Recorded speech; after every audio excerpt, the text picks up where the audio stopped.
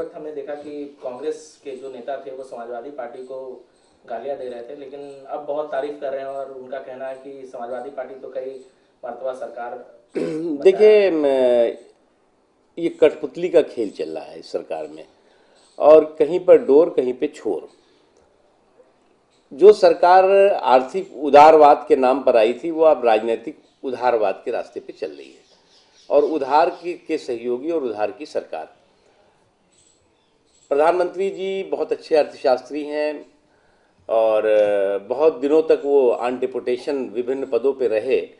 ऐसा लगता है कि उन्होंने प्रधानमंत्री पद को भी ऑन डेपुटेशन समझ लिया और अपने पूरे के पूरे मंत्रिमंडल को भी ऑन डेपुटेशन समझ लिया है कि बस आए और काम चलाओ, काम चल रहा है।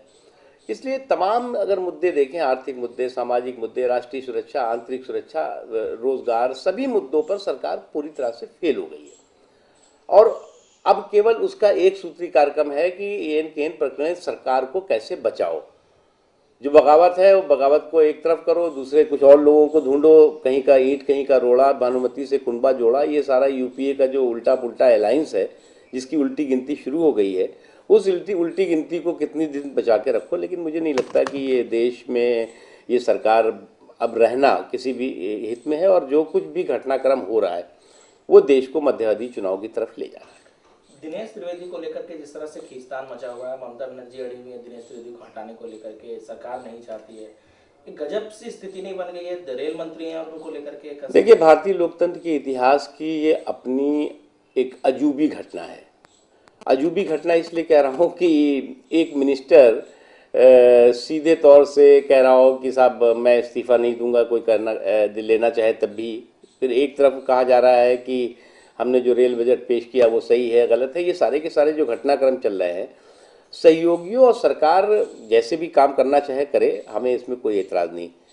लेकिन अगर देश का काम इससे सफ़र करेगा तो निश्चित तौर से वो न तो लोकतंत्र के हित में है, न संसदीय व्यवस्था परंपरा के हित में, न संविधान के हित में है। सर, सलमान रश्दी ने जिस तरह से कांग्रेस को कोसा है और कहा कि ओछी राजनीति की वजह से वो जयपुर नहीं पहुंच पाए हैं, किस तरीके से देखिए, कांग्रेस पार्टी या केंद्र की सरकार में बहुत सी कमियां हैं और उन कमियों को हम सब जानते हैं।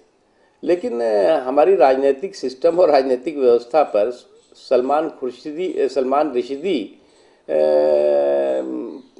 कोई टिप्पणी करे या प्रमाण पत्र दें, मुझे लगता है ये हास्यास्पद है, ठीक नहीं है।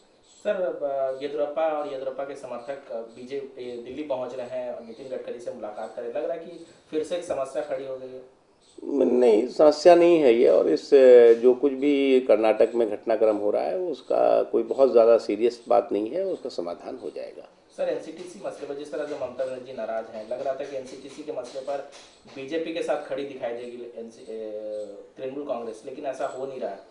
देखिए, अब संघीय ढांचे के प्रति कोई भी जो भी चिंतित होगा और देश की जो हमारी संवैधानिक सिस्टम है, संवैधानिक व्यवस्था है, उसके प्रति जो भी ईमानदारी से उसके प्रति चिंतित होगा, वो हमारा साथ देगा।